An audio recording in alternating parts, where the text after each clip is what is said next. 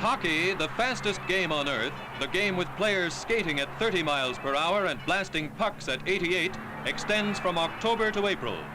For players and fans alike, its high-tension excitement keeps up all season. But after the Stanley Cup Series, the World Series of hockey, the curtain drops abruptly. For the fans, now it's baseball. But what now for the players? For Detroit's starry Ted Lindsay, it's no problem at all. At his home in Kirkland Lake, Ontario, he has a big date with some chums. Lindsay likes nothing better than collecting some of the neighborhood kids for a fishing trip.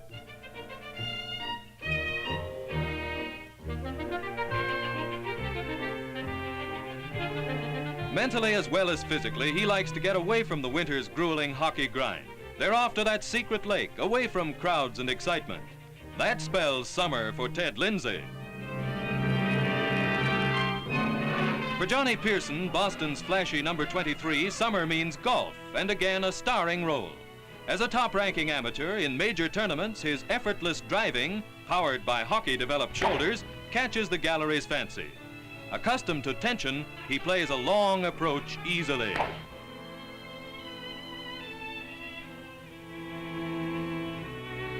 In tournament play, a tricky shot means strain on player nerves as silence falls on the gallery. Easy does it, but not too easy. Oh, no. In Chicago, Bill Mosienko's spectacular style has kept him a Black Hawk favorite for 10 years. But when hockey ends, it's bowling at Winnipeg. There, he is co-owner of a modern bowling academy, and the tinkle of the cash register is sweet music to Bill. But he's never deaf to a little challenge on the side. An expert bowler himself, he's never too busy to take on eager opposition.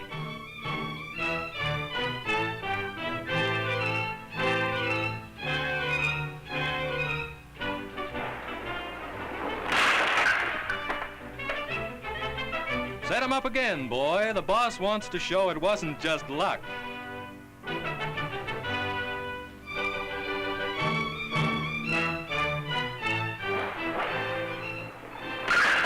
Wango, another strike, and the Mosienko grin.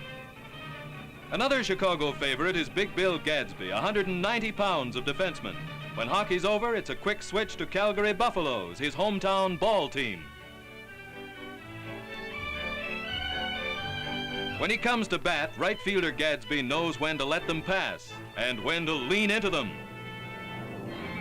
On the ice, Bill Jusda plays it bumpy. And after Toronto Maple Leafs pack up, it's still bumpy going for railway fireman Jusda. He still has to watch time closely. He and the engineer have a big date with a heavy freight.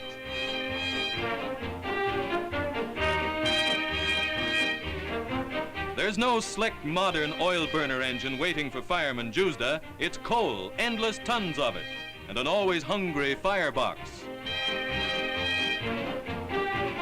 On the Canadian prairies in summer, it's hot, but heat and hard work add up to muscle and conditioning for next winter. In hockey's big time, Leo Reese, thunderous number 5 of Detroit's defense, is tough medicine. But with summer, there comes a startling transformation. Mr. Reese becomes a mild-mannered man of the business world as traveling representative of a large heating manufacturer. Poised and flawlessly groomed, he's a far cry from the hard-skating rear guard of Detroit Red Wings, who packs more into a teeth-rattling body check than any other player in major hockey. Playing goal is harsh on nerves, but Boston's Jack Gelano seldom gets ruffled. Nor does he ruffle easily in the off-season as he convinces a client of the value of life insurance.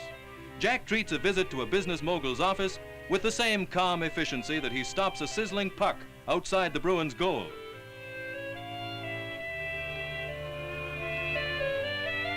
Jack Gelano, National Hockey League rookie of 1950, McGill graduate and decorated Air Force veteran, makes interesting listening for any prospect. For Edgar LaPrade, colorful number 10 of New York Rangers, persuading in winter comes easy. In summer, as owner of a sporting goods store, he works at persuading customers.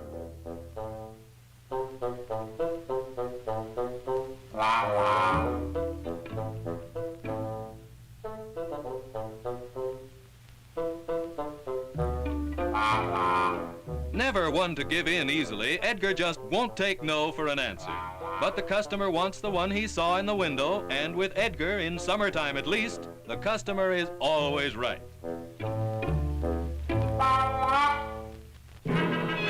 Doug Bentley, captain of the Chicago Blackhawks, is a great natural scorer. The same goes for elder brother Max, a star center with Toronto Maple Leafs. But when summer comes, their opposition ends in the little town of Delisle, Saskatchewan. There, in the heart of the wheat country, the Bentley brothers work together on their highly successful farm. Like all prairie farmers, all summer long, their thoughts and talk are about the prospects for the harvest.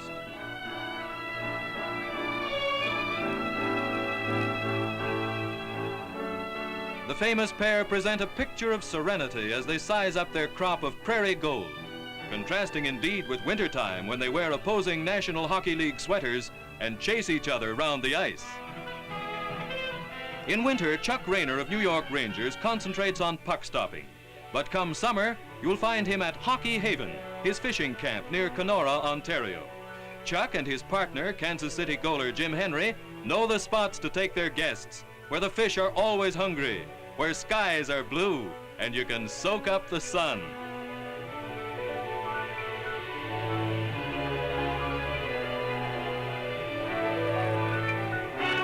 Catching pucks may be fun, but this catch ought to taste a whole lot better. What makes Gus Mortson, Toronto Leaf defenseman, tough as nails? The answer lies in his summer work as a licensed mining prospector in the Canadian Northland. Days and nights in the open with a 45-pound pack on his back, develops shoulder muscles, breathing, and puts stamina into hockey legs. And no matter how tough the going, how long the search, there is always the possibility that it may lead to gold.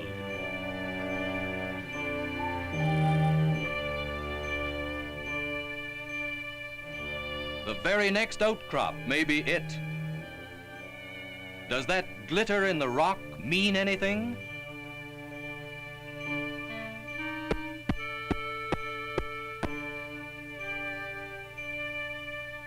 Is it gold? Gus decides it's worth staking a claim. He needs stake posts, but that's easy. Those shoulder muscles go into action. Mortson leaves behind what's undoubtedly the farthest north hockey autograph on record. Penty Lund of New York Rangers has a shifty ice style, traceable no doubt to his summer occupation as a setter on a sawmill carriage at Port Arthur.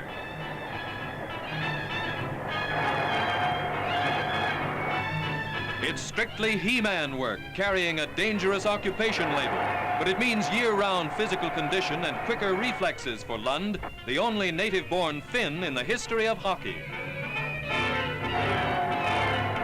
The carriage travels through the saw at 25 miles an hour and whips back at 50. That's shiftiness for you, and Lund uses it plenty on opposing defenses.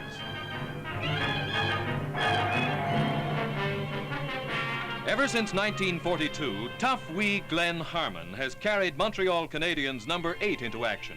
But off the ice, he may be found, of all places, at work in a swank lady's hat shop. Now he's business manager Harmon. His wife, Juliette, the owner, is bringing a special hat for a special customer, Mrs. Elmer Locke. And here's Elmer himself. But he's here as salesman Locke, and he's out for new business. Glenn's a great admirer of his wife's designs, but he's not shy about saying what he likes.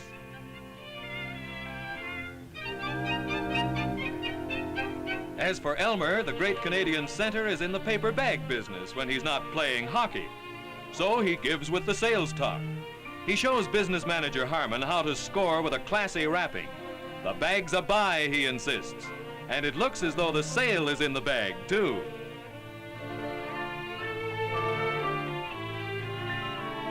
Okay, Harmon says he'll buy. Then Mrs. Locke reports on her buying. So runs the wide and surprising range of activities in Hockey Stars summer. But the game bites deeply. No matter how successful, how enjoyable is the off-season, they all wait eagerly for the October face-off. To feel again the split-second thrills of hockey's big time.